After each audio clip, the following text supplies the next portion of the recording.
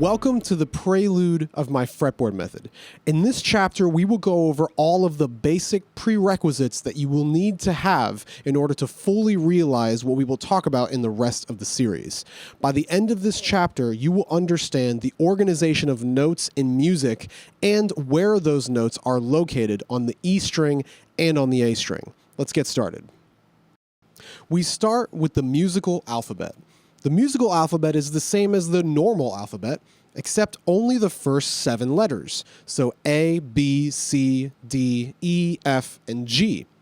Unlike the normal alphabet, which starts on A and ends on Z, the musical alphabet is a never-ending cycle or circle of notes that doesn't really have a start or an end. So for instance, the note after A is B, the note after C is D, the note after E is F, but the note after G is A because we simply start over. Also, the direction that the pitches or the notes are moving directly correlate with the pitch direction as well. So if I'm on A and I play a B and then a C and then a D, this will usually mean the pitches are going up. So that would sound like this: A, B, C, D.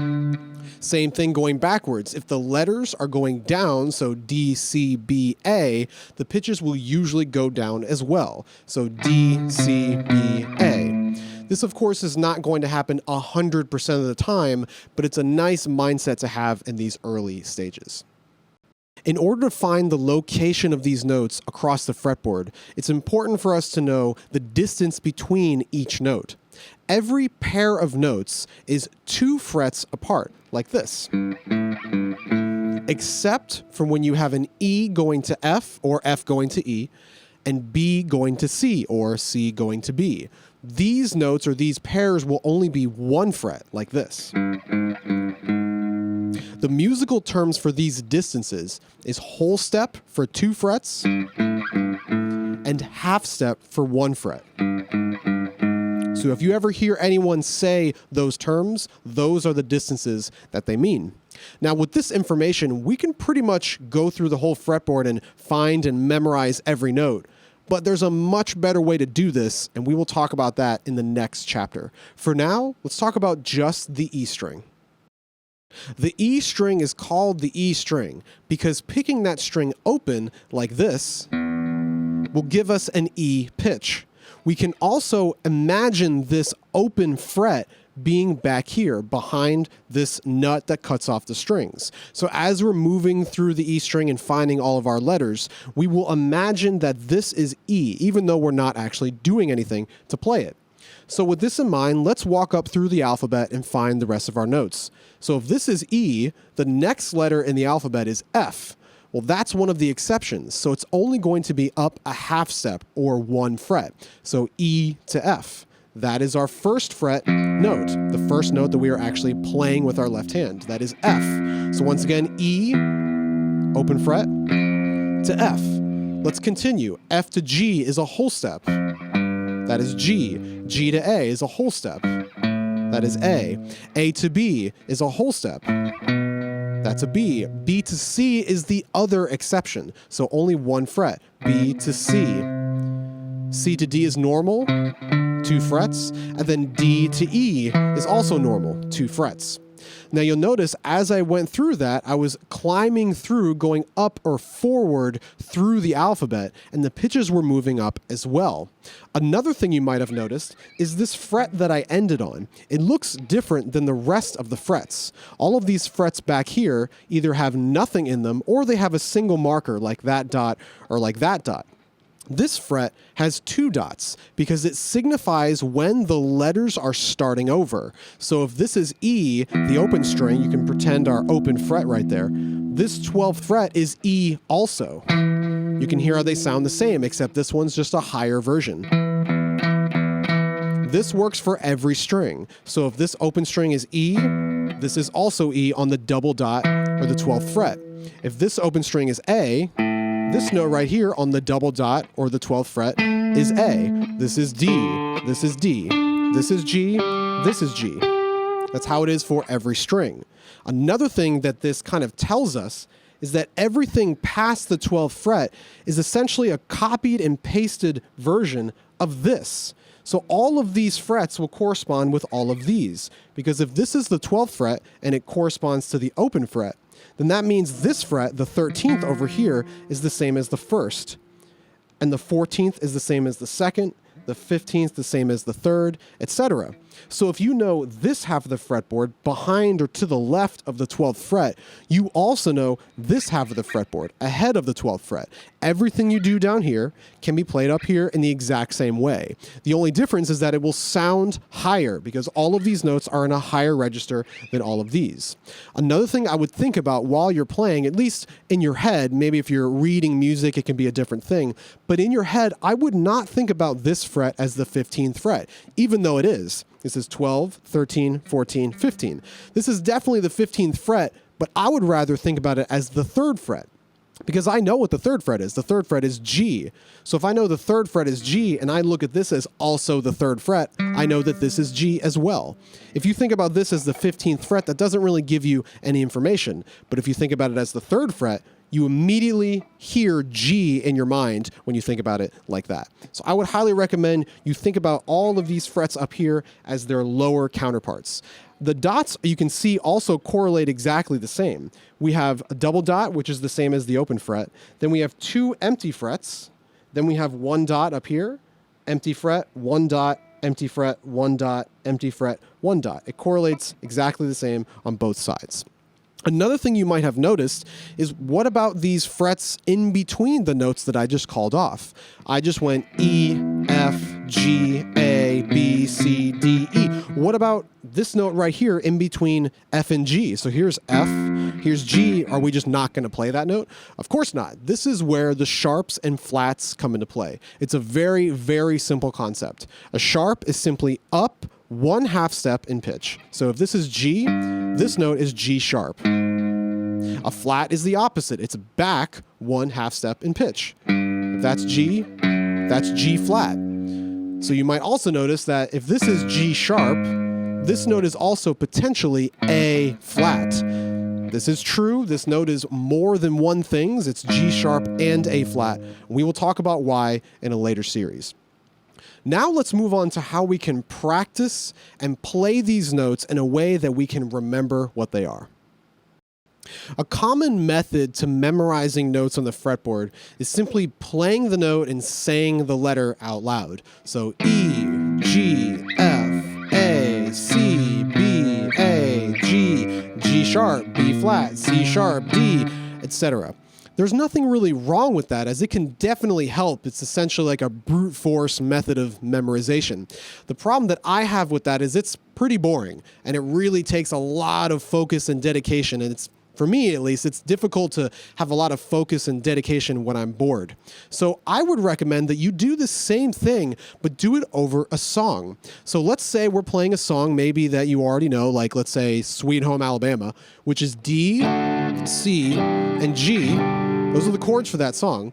Instead of playing the chords, I'm just going to play the letter names. So D, C, and G. But along with the song, I'm going to play the song and play those notes on the fretboard, on the E string. So D, C, G. 2, 3, 4. D, C, G. Turn on the song and play along with the song like that. It's very, very easy. We're not really doing anything. We're just playing single notes, but we are looking at the fretboard, playing these letters and saying them out loud. That's really going to help us memorize what they are. I guarantee if you play Sweet Home Alabama every day for a week and you do it like this, I can guarantee you're going to memorize that that note is D, and then that note is C, and then that note is G, because all you're doing is you're playing those 3 notes. Super valuable. I find it a lot more fun to just play over music and think about these things rather than just trying to do it from memory. Another thing I would recommend when you're doing this is do not think about the fret numbers. A lot of people will maybe think about, okay, I'm on the 10th fret, 8th fret, 3rd fret, and that's okay, but in my opinion, that doesn't really give you any musical information. If I know this is the 10th fret, what does that tell me? That doesn't really tell me anything. That just tells me where I am on the fretboard. So don't think about fret numbers. Think about the letter names. Because if I look at this note and say D, that gives me a lot of musical information. Whereas just simply saying the 10th fret doesn't really do anything for me. So I highly recommend that you do not think about the fret numbers, only think about the actual letter names of the notes. So, of course, you can do this with any song that you want to play, but I went ahead and made a backing track that's made of 2 sections, and in each section has 4 different notes. So you can play over this backing track as much as you want. It's pretty long. It's about 5 minutes and just repeats the same thing over and over again. So the first section is B, G, E, and A. And then the second section is C, D, and those 2 notes repeat for quite a while. And then it's E, so open or 12, and then F sharp right there on the 2nd fret. So let's see what this track sounds like. I'll just play over it. You can see what I mean. Here we go. B, right there, 7th fret. Lasts for quite a while, nice and easy. G. Yep. Very slow, like I said, nice and easy. E, so the open E string, right? Then the A, 5th fret. I'm also playing these notes twice. Each note lasts for 2 bars. So that's 2 sets of 4. So I'll count it on the G coming up. Here's the G right here. G, 2, 3, 4. Again, 2, 3, 4. E, how about I play the 12th fret E? I can. It's the same note. Here comes the A. 1, 2, 3, 4. Now here comes the second section. Starts on C right here. Then D. These notes are only 1 bar in length. So you only count 1, 2, 3, 4, and then you move. So 1, 2, 3, 4. C, 2, 3, 4. D. Here comes E. I'm going to move to the 12th fret. 1, 2, 3, F sharp. Just 1 fret up from F, right? B. So of course you can play this however you want. I'm just picking it once per bar, so every 4 beats.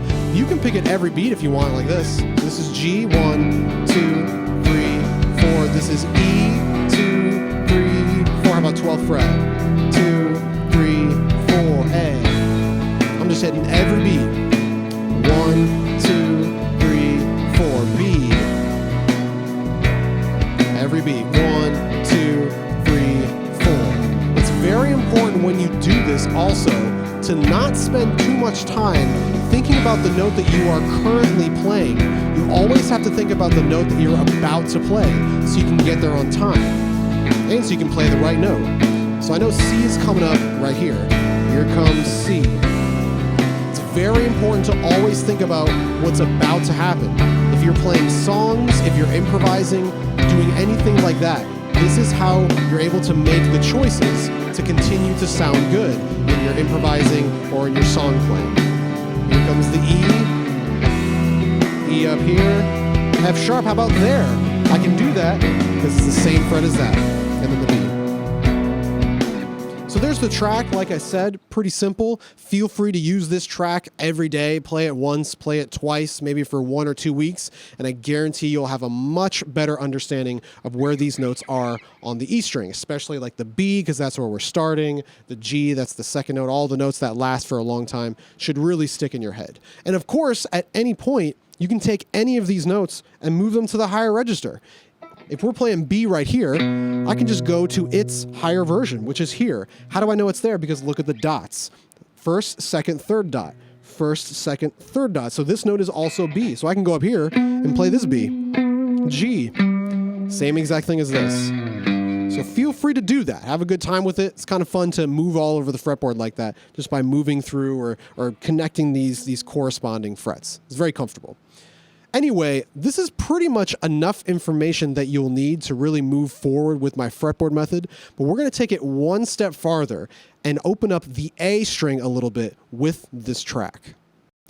Learning the notes on the A string is pretty much the same as the E string. The A string, of course, is the second to biggest string, and when we pick it open, the note that it makes is A, and we can pretend that that open fret is here, right behind this nut. So if that's A, the next letter in the alphabet is B, which is here, that's up 2 frets. B to C is up 1 fret, one of the exceptions. C to D, 2 frets. D to E, 2 frets. E to F, the other exception, so 1 fret. F to G, G to A. And of course, we're at the 12th fret, so that note is going to be the same as the open string, A and A. Now, how I want you to practice this is replace at least one, or I would say in the beginning, one note of whatever track you're playing and put it on the A string. Take the note from the E string, put it on the A string. So let's say you're playing Sweet Home Alabama and you're doing D, C, G.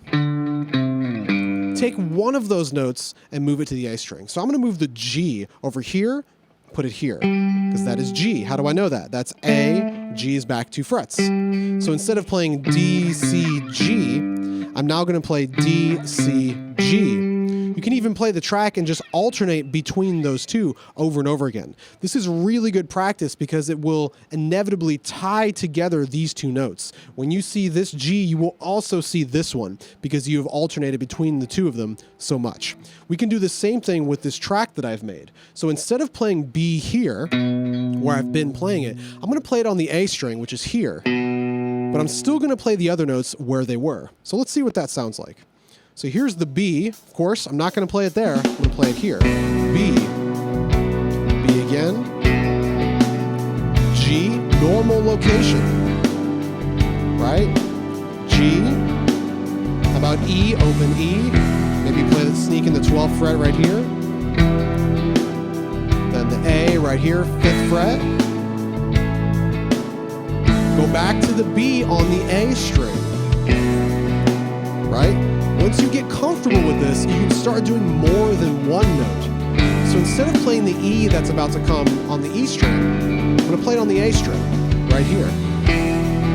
This will tie together this fret with the open E string, because they're the same note.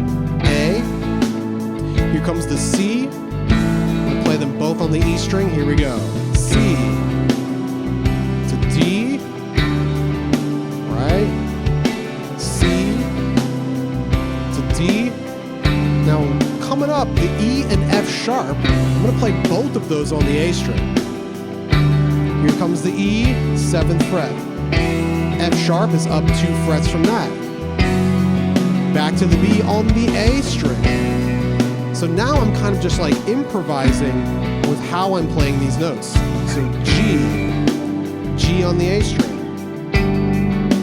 E on the A string. E on the E string. How about A on the E string, A on the A string, which is the open string, 12th fret.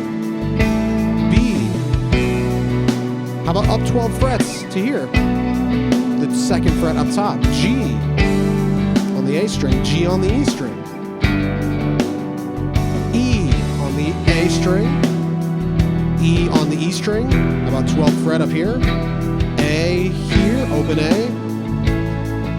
Right there. How about C on the A string? There's B, so C right there. D up 2 frets, just like it was up here. Here we go on the E string. C to D. Back to the A string. C to D. Open E string for the E right here. How about F sharp, 2nd fret? Sneak into one the A string. Back to B. So if you can do that with this track and you're comfortable with it, that usually means that you're pretty comfortable with the locations of these notes. Feel free to start slow, move one note at a time, then move 2 notes at a time. Eventually you want to be able to completely improvise or pick the locations at random, as long as you're always playing the right notes and you're always in time. Having a strong foundation of the location of these notes on the E string and A string is extremely important, not just for the fretboard method that we're about to start, but just being a guitar player in general. A lot of songs and new things can be discovered if you know the locations of the notes and you can find them quickly. In my opinion, if you cannot find any given note on either of those strings within 3 seconds, I think you need to spend a little bit more time. So feel free to take a week or 2 weeks or even longer to really get this down, because if you don't, the fretboard method that you're about to go through and just guitar playing in general might be a little bit difficult. I hope you guys enjoyed this video, and I'll see you in the rest of the series.